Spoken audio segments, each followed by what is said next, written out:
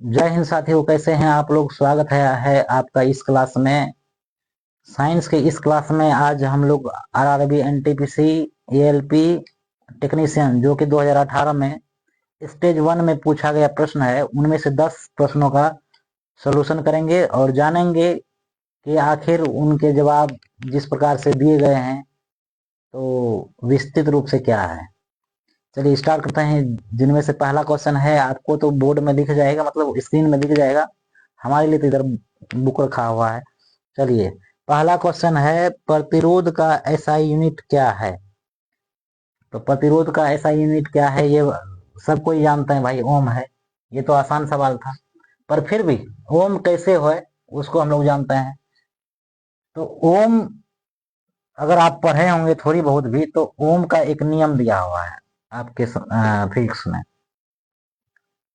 उन्होंने कहा था कि किसी बंद परिपथ में चलने वाली विद्युत धारा उसमें लगी विभवांतर के समानुपाती होता है। चलिए समझने के लिए हम थोड़ा फिगर भी ड्रॉ कर लेते हैं। ये लगा आपका, ये हुआ परिपथ, ये बह रही है करंट। करंट मान लेते हैं आई है, उसमें विभवांतर भी है। तो ओम्स लॉ के हिसाब से, ओम्स लॉ के हिसाब से उन्होंने कहा था कि किसी बंद परिपथ में प्रभावित होने वाली धारा उसमें लगी विभवांतर के समानुपाती होते हैं, माने विभवांतर के समानुपाती होते हैं। चलिए हो गया। आगे देखते हैं, अगर आप समानुपाती हटाएंगे तो क्या लगेगा भाई, कोई कांस्टेंट लगाना पड़ेगा, कांस्टेंट आर लगा देते हैं ओम्स के नियम के हिसाब से। ये क्या है, कांस्टेंट है। और आप भली भांति जानते हैं ये जो विभवांतर है यानी वोल्टेज, ये क्या है, बहने वाली धारा करंट। और ये क्या है, रेसिस्टेंस। इसमें जो लगी रेसिस्टेंस है वो है रेसिस्टेंस।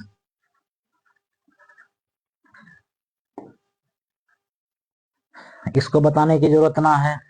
अब चूंकि हम लोग क्या बोले थे, सवाल क्या था, सवाल था प्रतिरोध का ऐसा ही मात्रक। तो ये क्या है, प्रतिरोध ही है ना, रेसिस्टेंस क्या है, प्रतिरोध है।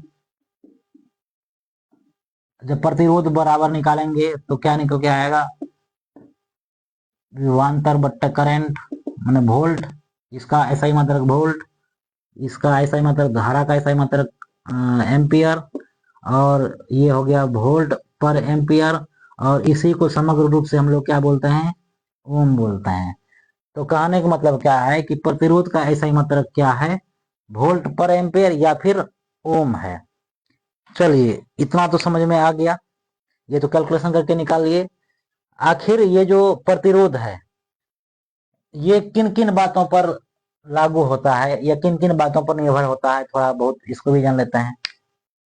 मान लेते हैं कोई तार है, तार में हम करंट चला रहे हैं, आई करंट चला रहे हैं। तो किन किन बातों पर इनका प्रतिरोध कैसा रहेगा उसके बारे में जानते हैं। देखिए ये तार है, तार जो कि बहुत छोटे छोटे एटम से मिलकर बना हुआ है। जब इसमें आप आई करंट दौड़ाते हैं ना, तो इसका जो आयन है और इसका जो एटम है जो आपस में थोड़ी बहुत मूवमेंट करते रहती है, तो जैसे ही करंट इसमें डालेंगे वो फ्लो ऑफ इलेक्ट्रॉन को इनके आयन और इनका एटम डिस्टर्ब पैदा करता है।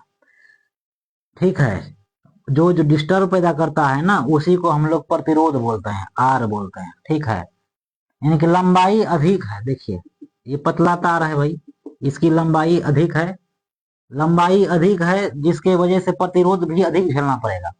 क्यों, क्योंकि बहुत सारे इसके अपने आयन है, एटम है।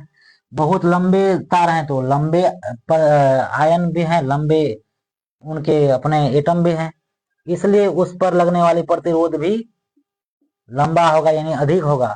कहने का मतलब है, पहले लिख लेते हैं इधर, थोड़ा बहुत आपको भी आसानी होगी। प्रतिरोध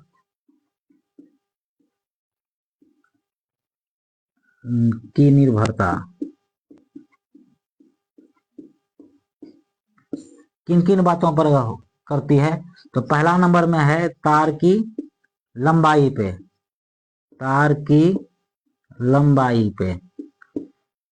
तार की लंबाई L यदि आप बढ़ाएंगे तो अभी समझ में आ गया कि यदि तार की लंबाई लंबी होगी, तार की लंबाई अगर बढ़ती है तो प्रतिरोध भी क्या होगा?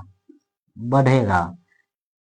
उसी तरह से अगर तार की लंबाई कम कर दे तो प्रतिरोध भी कम होगा, अगर तार की लंबाई कम करे तो प्रतिरोध भी बिल्कुल कम होगा। जब तार की लंबाई देख लिए हैं तो थोड़ी सी तार की मोटाई भी देख लेते हैं। चलिए इस बार क्या करते हैं हम लोग, तार थोड़ी मोटी लेते हैं। ठीक है, इसमें भी कण है, इसके अपने एटम है, आयन है। अब इसमें करंट फ्लो कराते हैं। ठीक है, दूसरा क्या है? तार की मोटाई, दूसरा है तार की मोटाई। इसी को हम लोग को क्रॉस सेक्शनल एरिया भी बोलते हैं, क्रॉस सेक्शनल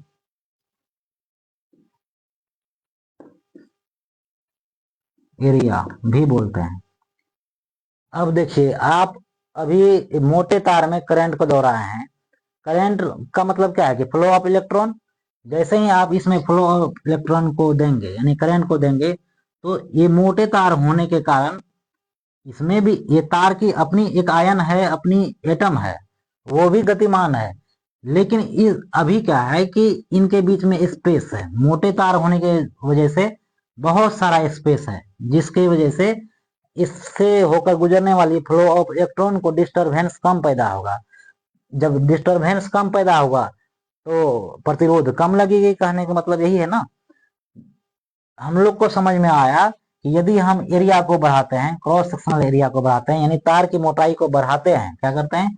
बढ़ाते हैं, तो प्रतिरोध पर क्या फर्क पड़ता है? प्रतिरोध कम लगता है।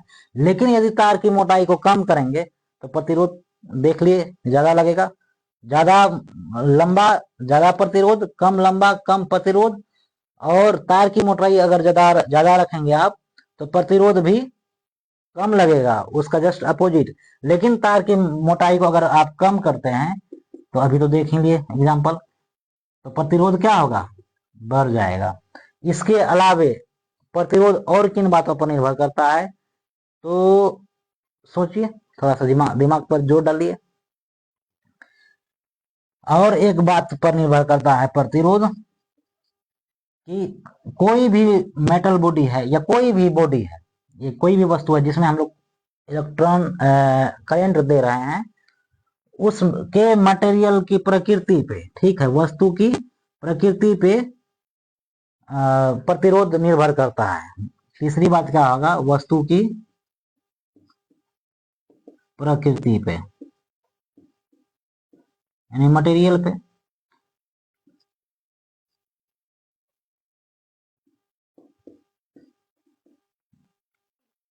अब देखिए आप, मटेरियल जितना अच्छा होगा, जितना गुड कंडक्टिव होगा, जितना गुड कंडक्टर होगा, फ्लो ऑफ इलेक्ट्रॉन उतनी ही अच्छी होगी। अगर आप अच्छे चालक लिए हैं, अगर आप अच्छे चालक लिए हैं तो प्रतिरोध बिल्कुल कम होगा। अगर आप बैड चालक लिए हैं तो प्रतिरोध ज्यादा होगा। जैसे हम लोग जानते हैं कि तांबा में प्रतिरोध क्या होता है? वनस्पत कम होते हैं। और सबसे कम होता है चांदी में। क्यों? क्योंकि ये बहुत अच्छे चालक होते हैं। चांदी में प्रतिरोध सबसे कम। उसी प्रकार से नाइक्रोम में प्रतिरोध क्या होता है? वनस्पत अधिक लगता है। और सबसे अधिक लकड़ी और रबर जैसे चीजों में प्रतिरोध सबसे अधिक। ये आप दो चार बातें याद रख लीजिएगा। पर हम लोग का मेन फोकस था कि क्या था? प्रतिरोध का ऐसा मात्रक क्या था? तो प्रतिरोध का ऐसा मात्रक ओम है, ये बात समझ लिए। थोड़ी सी रिवीजन कर लेते हैं। प्रतिरोध का ऐसा मात्रक ओम है। और प्रतिरोध किन बातों पर निर्भर करता है, तो तार की लंबाई पर निर्भर करता है। यदि लंबाई अधिक होगा तो प्रतिरोध भी अधिक होंगे, तार की लंबाई अगर कम होंगे तो प्रतिरोध भी कम लगेगा। तार की मोटाई या फिर cross sectional area, cross sectional area का मतलब ये है, ये जो गोलाकार भाग है ना, इसी को हम लोग बोलते हैं क्रॉस सेक्शनल एरिया। यदि क्रॉस सेक्शनल एरिया अधिक होंगे, अधिक है ना, मोटे तार है ना, तो प्रतिरोध बिल्कुल कम लगेगा। यदि क्रॉस सेक्शनल एरिया यानी तार की मोटाई कम होंगे यानी घटाएंगे तो प्रतिरोध ऑटोमेटिक बढ़ जाएगा। क्यों बढ़ जाएगा, इसका आप सटीक कारण समझ चुके हैं। और चौथी बात निर्भर करती है वस्तु की प्रकृति पे। तीसरी बात है ना, तीसरी बात वस्तु की प्रकृति पे। मटेरियल जितना बढ़िया गुड कंडक्टिव होगा तो प्रतिरोध उतना ही कम लगेगा। जैसे कि तांबा में प्रतिरोध कम होता है वनस्पत, चांदी में सबसे कम होता है, नाइक्रोम में थोड़ा अधिक होता है, और लकड़ी या रबर में सबसे अधिक होता है। इनके अलावा एक बात और ध्यान देने वाली बात है, आपने तो ये मटेरियल की बात की तो मटेरियल से एक बात याद आ गया।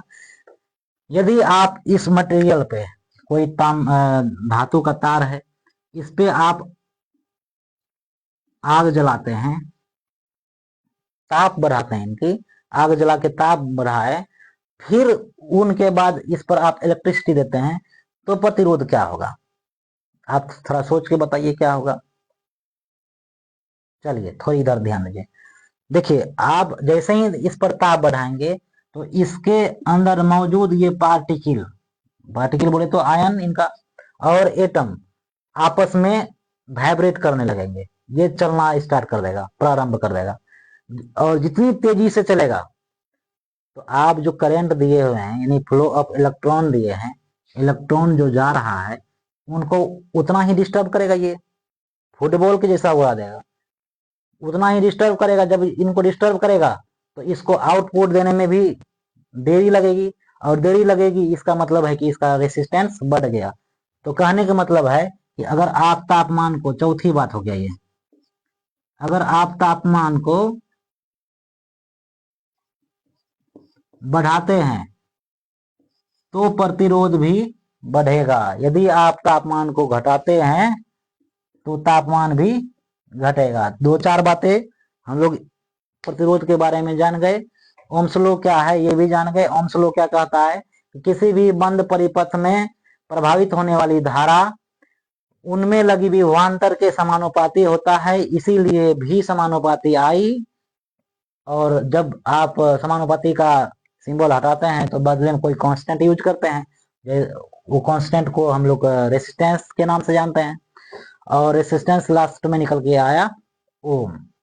चलिए एक क्वेश्चन सॉल्व हो गया। अगला क्वेश्चन में देखते हैं। अगला क्वेश्चन क्या कह रहा है भाई, थोड़ा आप स्क्रीनशॉट मार लीजिए। अगला क्वेश्चन कहता है कि रेनवेयर्स के नोड्स सूक्ष्म रिक्त स्थान होते हैं, वह किसमें पाया जाता है? तो आंसर है माइलिनीकृत एक्सोन। कैसे, अभी हम बताते हैं, आप पहले स्क्रीनशॉट मार लीजिए, थोड़ा बहुत मदद मिलेगा।